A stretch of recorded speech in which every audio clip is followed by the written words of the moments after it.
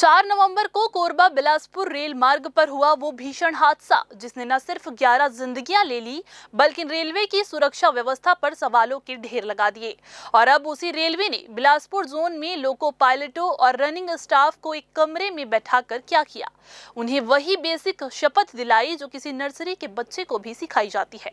लाल बत्ती का मतलब रुकना, हरी बत्ती का मतलब चलना। ये वही बातें हैं जो पूरी दुनिया में ट्रेन के हर पायलट को समझाने की जरूरत नहीं होनी चाहिए।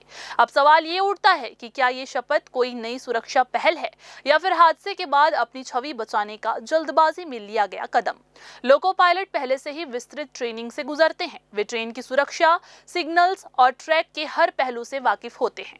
फिर भी ये बेसिक शपथ क्यों? क्या रेलवे पहले कभी इतनी गंभीरता से सुरक्षा के मामले में नहीं था या फिर ये सिर्फ उस बड़ी त्रासदी के बाद जनता का भरोसा जीतने का एक दिखावटी तरीका है?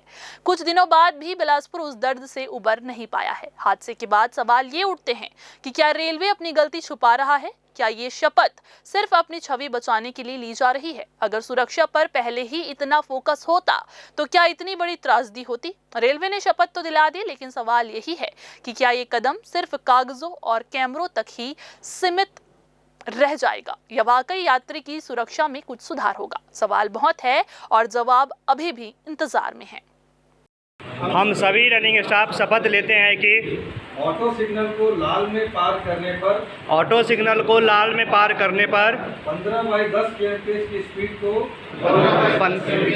को फॉलो करेंगे। दूसरा पॉइंट है, सिग्नल 1 एलो मिलने पर मैक्सिमम 30 kmph स्पीड गुड्स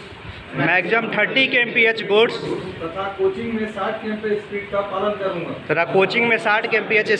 करूंगा। लाल सिग्नल से पहले सिग्मा बोर्ड पर गाड़ी खड़ा करूंगा। 15 से 20